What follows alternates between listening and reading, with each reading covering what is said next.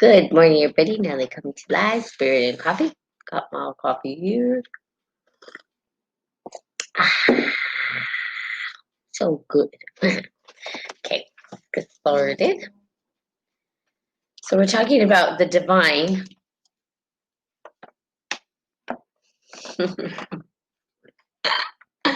I love it. Okay, let's see. Okay, so we are on complexity, self-organization in medicine, reading Quantum Integral Medicine, which I think is a great book. Talking about how we integrate all of the sciences into one thought process to support ourselves into healing. And we know that healing can start from several different places like mental, physical. Always spirit first, always allowing spirit to lead us back to love, right? Because then in that way, we're starting to love ourselves, which then allows our mind to balance things out and then allows us to nurture our bodies in ways that are self-serving so that we are able to be a whole, perfect, and complete human being and feel great when we're actually moving throughout the world. Okay. So let's just continue on in this book, and then we'll get back to the book I was reading before all of this started to occur. And I will say that things are starting to open up slowly for this world. Good morning, Alicia. Hi, miss you, love you. Cheers. Hope you have your coffee. Okay, as profound and provocative as quantum theory implications are for understanding the true nature of the universe and for its relationship to health, human potential, and creative thinking, the quantum perspective still has its limitations. It is only one aspect of science, one whose viewpoints is from the standpoint of physics, and has fascinating and mind-boggling a field of quantum theory as quantum theory is. It is also one part of the physics picture. So, in other words, there's different theories of thought. There's different ways to view the same anything, right? When you think about it, let's talk about maybe like an elephant, right? There's this parable that they talk about in Buddhism, and there are eight blind monks touching the elephant, and they're describing the part of the elephant that they're touching. Each is going to have a different way of describing. Maybe one's touching the trunk, and so they're saying it's long and it flows, but it's bendable, right? But maybe somebody's touching the leg and saying bendable. Where do you feel bendable? This is like just status. It stays. It's not moving. Okay, so how we describe the same thing is from different perspectives, right? It's always going to look different for different people, right? I may look at this coffee mug, but from my perspective, I see houses on it. From the other perspective, there are no houses. And so the person say, what houses are you talking about? Right. And until we're able to shift perspectives and look at life from different viewpoints or vantage points, we don't really have the whole picture. Can we ever have the entire picture? Not, I would say, not in our physical senses, we're not able to. We will for our own perspective, but still our eyes may not be seeing the way others. Like, how do I know yellow looks like yellow to you the way it looks to me? I don't know that, right? Those are things that we can't really say are the same thing from the viewer standpoint. Okay. And so then we say the same thing in these schools of thoughts, right? There's different perspective, different lenses. Now, people tend to lean heavy on whatever they were taught.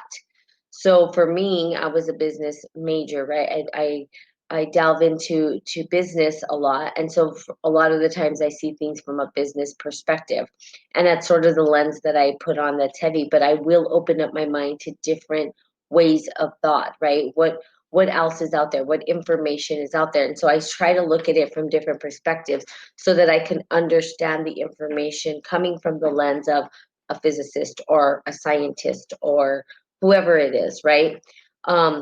There's different schools of thoughts, and for your health and for your well-being, there's different ways to look at it. Good morning, Betty. Cheers. So, because this is integral health, this is looking at health. This is saying, how do we take our health um, and integrate it from different perspectives rather than just one way of thinking? Like Western medicine is one way, but there's Eastern medicine, and then there's native traditional medicine, and we have curanderos and shaman and different types of ways to engage our health. There's nutrition, there's different ways to work out, right? It's not just one thing. Right. And so again, it goes to, is there true causation? No, but there's different ways that we can interact with what the one causation, which would be what our love, into manifest into human body, into human form, and then how do we formulate the human form into something else? Okay. So physics is not homogeneous field, but rather it is made up of two general areas, classic physics and modern physics, whose two main divisions are the quantum mechanics and relativity theory. Our brilliant theories within modern physics have emerged in recent times, such as string theory and M theory. Those have added more substance to our understanding of the universe. Now, again, theories, right? You guys, this is not factual. There's nothing factual. About 90% is a story, and about 10% is fact. Okay, not just physics, but moreover, the entire realm of science is not homogeneous field. The historian of science, Thomas Kuhn, remarked in his book, The Structure of Scientific Revolutions, that the whole of science was once assumed to be single, monolithic, and unified enterprise that must stand or fall with any of the paradigms as well as with all of them together. Instead, said, science is seldom or never like that. Viewing all fields together, it seems a rather ramshackle structure with little coherence among its various parts. So again, science itself, because people are like, it's in the science, it's in the science. Science still theoretical. People don't get that. Science isn't 100% the way we should be looking at this entire universe. There's more than just science, right? And we're talking about critical thinking, talking about logical thinking, then talking about creative thinking. And creative thinking means that we are able to think outside the box, right? Outside of what we know to be true or false, and sort of bend the limitations of what is possible. It's almost like, so it's bending, I want to say it's like Neo. Okay, I hope you guys watch movies because it's so easy to like give examples through movies. But in The Matrix, which is a movie I like, we know that Neo like goes to this child and tells him that it's not the spoon that bends, but himself. It's looking at life through that perspective. How do we bend time space? How do we engage life from a way that we didn't think we could before, but utilizing our own mental capacity to do that? It's not that this pen bends, it's that I bend. Me. So it comes back to you and what you're able to do and how you're able to engage the world and how you're able to create something new. How do you create the things that you want to create? Are you creating the things you want to create? Start there. It's like Betty, if you're on here, it's like coming up with a crochet pattern, right? That all of a sudden in your mind it makes sense to you. And then you create that, right?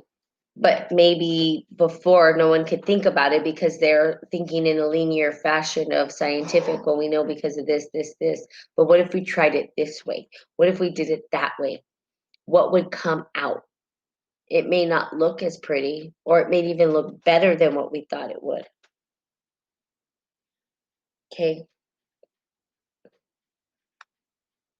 Kuhn also stated that what might be revolutionary new approach for, let me move on, One scientific specialty may have no bearing on the other specialty.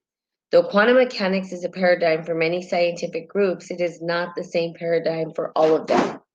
So even within quantum mechanics, there's different approaches to how they engage in this particular subject. Quantum physics is pretty crazy. Oh my God, I was answering your question while working on my crochet doll. I was saying, yes, this is how I create. Yeah, see?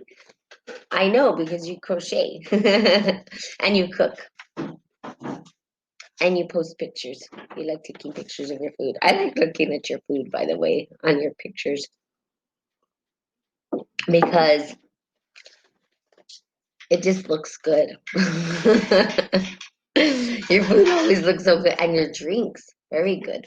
Very creative drinks. You should share them, like the recipe. I think you have, but I have a friend who likes to make drinks and they always taste so good. I have another friend who makes the best drinks ever. So creative. Okay, some people have appropriated quantum theory in partial ways as a tool to explain many of the vast mysteries of life, and in the process have given quantum theory an almost mystical aura. The truth is that quantum theory, as a whole of physics, is dealing with mathematics, abstractions, and not with reality itself. Um, which is kind of cool because when you do talk about quantum physics, when you bring quantum physics into the equation, it sort of allows us to look at life as though it's this mystical, mysterious thing.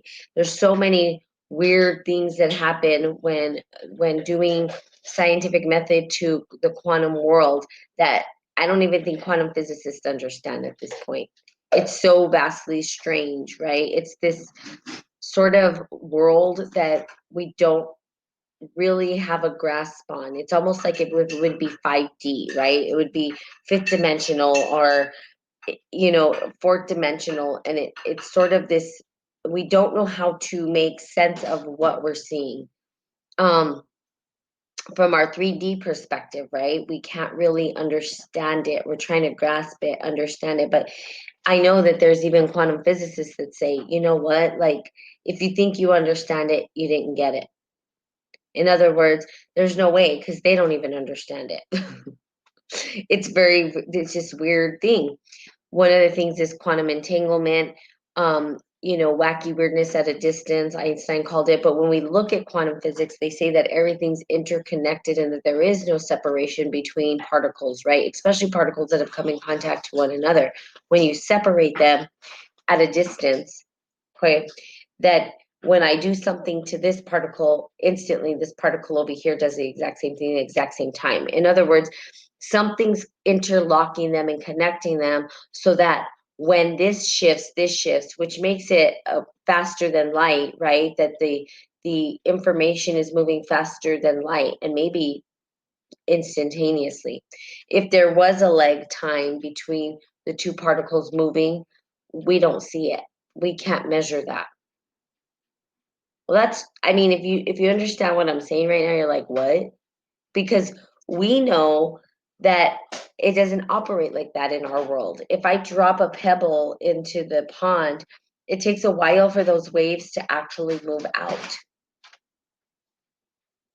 Those waves don't just go right away at the same time that the rock hits the water. But with quantum entanglement, as soon as I do something to this, instantaneously the same thing happens to this, but they're not interconnected. At least they don't look like they're interconnected. It looks like two particles are separated at a distance. They call it quantum weirdness at a distance. That's what Einstein said. Nobody understands this stuff, but it makes it easy for us, people who are in the esoteric works, to communicate how the spiritual realm works from the perspective of mysticism or esoteric knowledge and understanding. So, what do I mean by that? And good morning, Suze. I think I said good morning. So, what I mean by that is we are able to describe what may happen with phenomena that we can't typically describe with normal language, right? Normal language tells us cause, effect, if, then. There's things that happen outside the cause and effect that we don't really understand. Like, for instance, when I dropped the fork and it disappeared, where did it go? Right? If cause and effect was there, it should have been on the floor, but it wasn't. So how do we describe things that we can't explain? Where something disappears and we just don't know where it's at. It's gone. It disappeared. Well, we would say, oh, quantum physics might be able to explain that kind of weird vortex thing that might have happened. It could have been a vortex. The fork got sucked up to the vortex and now it's gone. I mean, what other explanation is there? I don't have one. I literally don't have one. And it's always and forever going to be in my mind. Like, how in the world? So, for those of you who don't know what I'm talking about, I was washing dishes one day, dropped a fork on the floor, and I was there with two people. They heard it. I saw it fall, also heard it, got up to get the fork, and it was gone. It was gone. It disappeared. I don't know where it went. And all of us were like, what? I'm like, do you understand? Where did it go? Where? Guess what? All the cabinets have been moved since then. It's gone. It wasn't there. In an instant, it disappeared. I've never had something like that happen to me, right? And of course, you try to duplicate that, and it just never seems to show up again, but it's gone. And those things that we can't explain, where it's sort of this mystical thing, quantum physics has some sort of wonky, weird mathematics that can sort of describe what we may be experiencing that seems impossible. And they call it, I believe, a vortex, right? Something, a vortex happens, and that's in classical physics as well.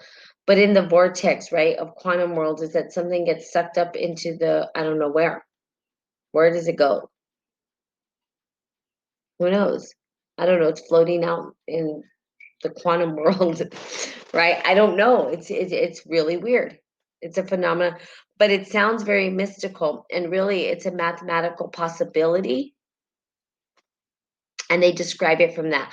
But it also allows for consciousness to be part of the equation, which is something that we cannot leave out. You can't leave out consciousness from physics, from science. Consciousness is the ability to measure what is there, what phenomena am I looking at. Without conscious measurement, there's nothing to it doesn't matter. There's no measurement. You can't measure it. It's just things will just happen. Okay. But quantum physics gives us the opportunity to describe these mystical things that we see around us. Although many of our early quantum physicists said and wrote things that had philosophical and a mystical tone, it was not because physics was explaining things in a mystical light. Instead, their scientific explorations were opening up new perspectives that went beyond physics. Physics, and by itself, did not offer any answers about the spiritual nature of the universe, nor did it offer any support for transcendental viewpoint. The early quantum physics borrowed from the Eastern thought to help answer some of their questions about the true nature of the universe, because they needed to find language that spoke about what they were seeing. And the language of physics was not capable of doing that.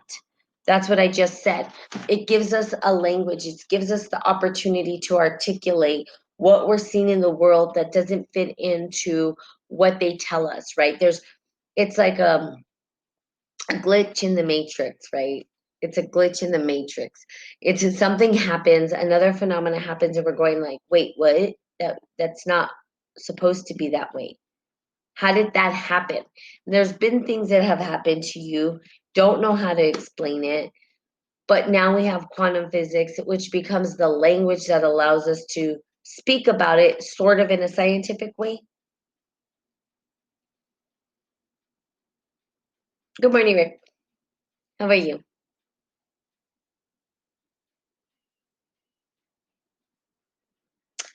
So in their writings, these early quantum physicists made it clear that physics did not explain the spiritual universe.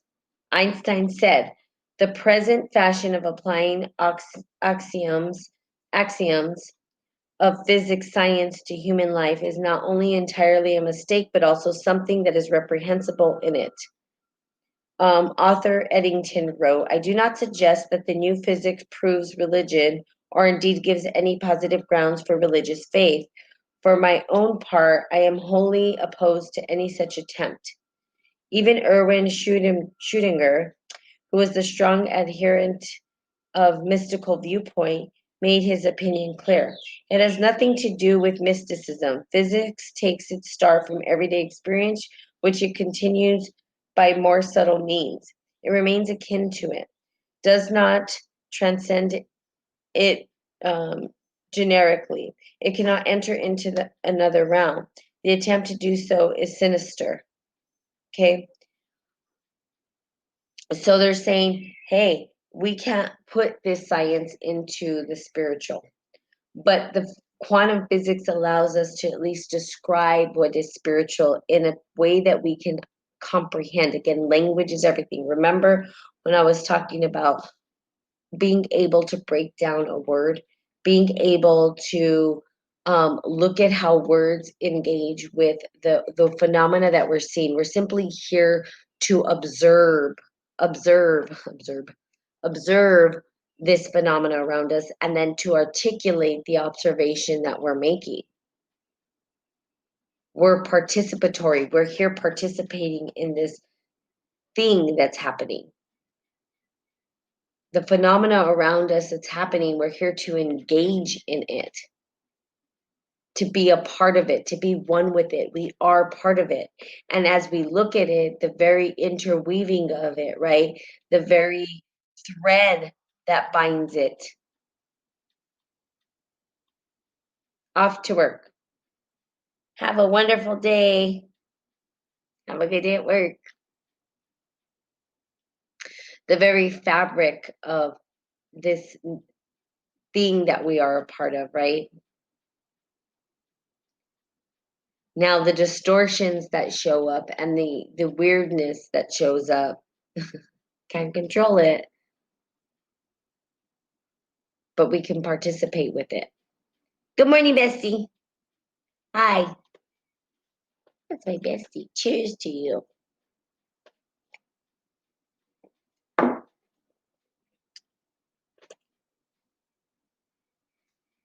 Okay, let's see this. What of the things which are not seen, which religion assures us are eternal?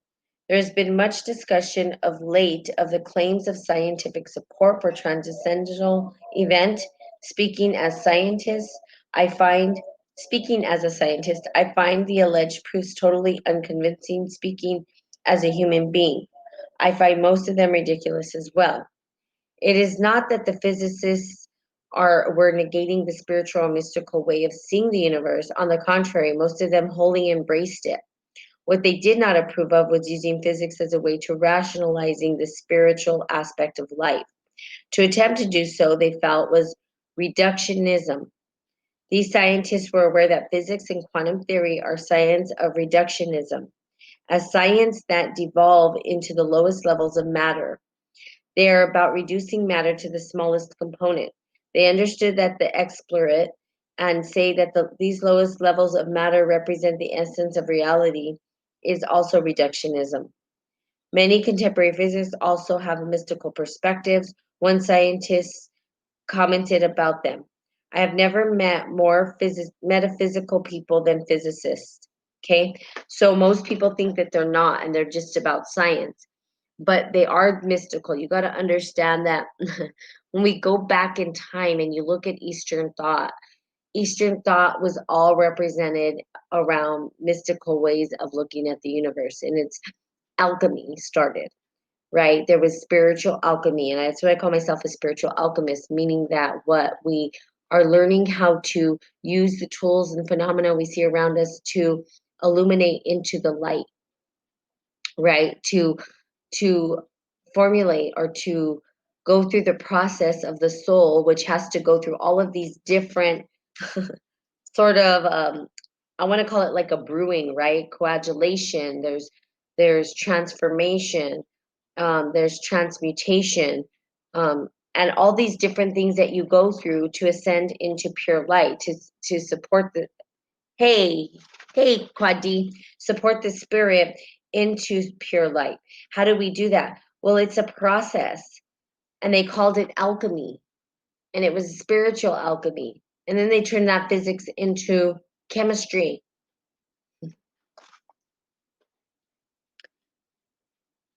You can't have one without the other, right? Yet they do not achieve their viewpoint purely through physics. Their view seems to emerge because they allow themselves to expand their outlook beyond one that sees the world through the lens of scientism.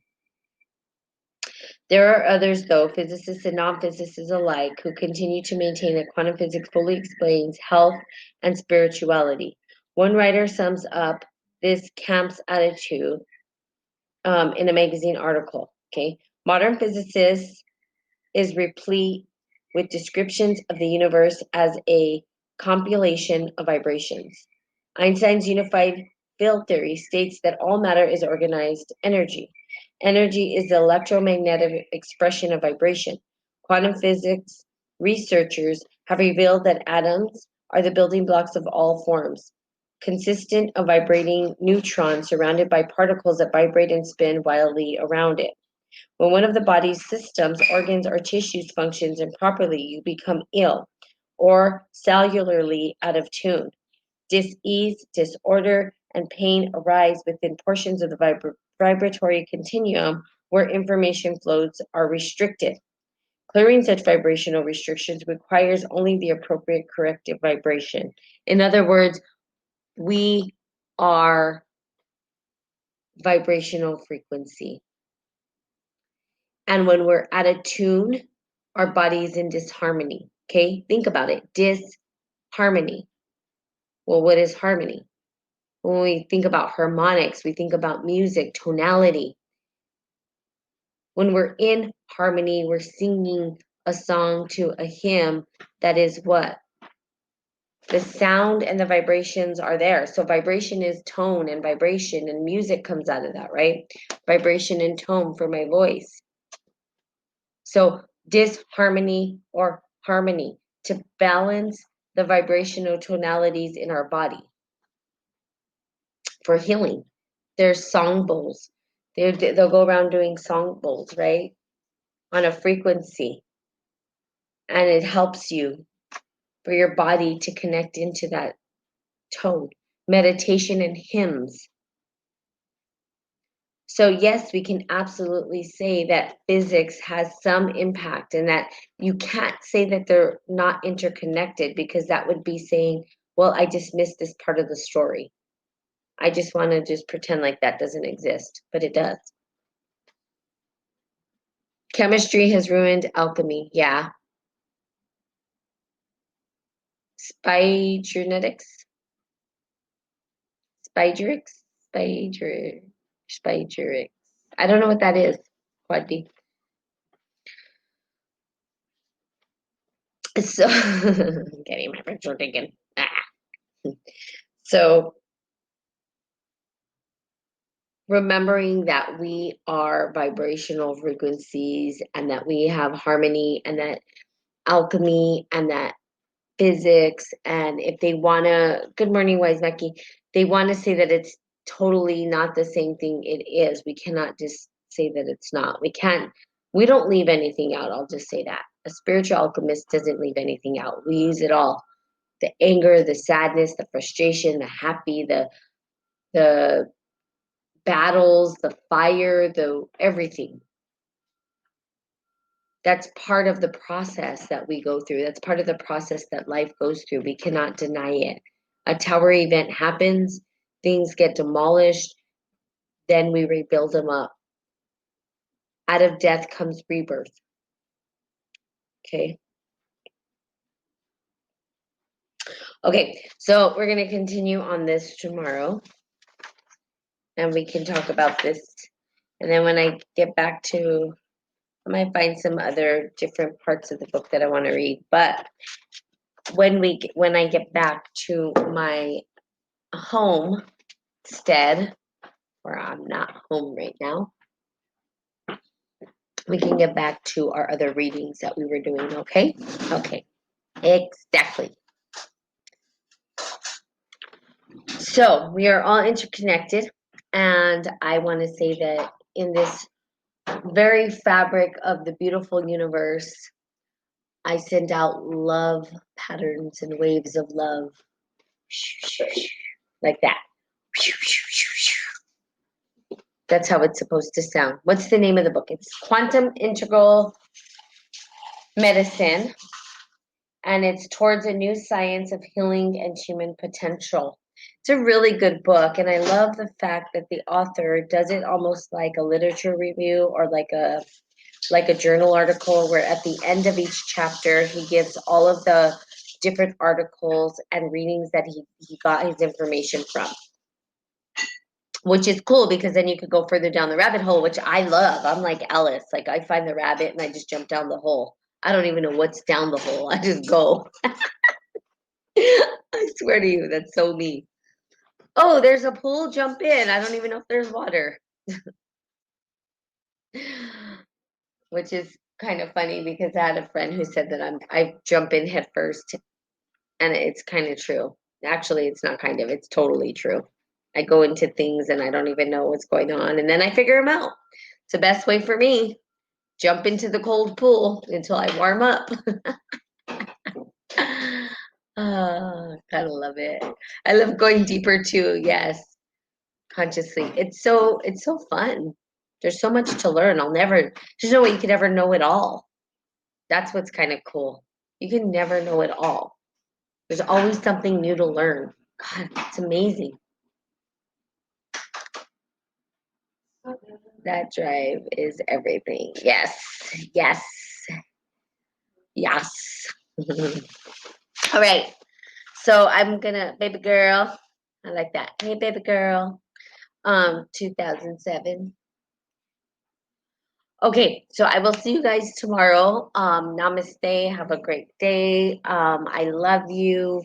Lots of good harmony, and let the vibrational frequencies flow out to you. I hope you guys can feel it. So,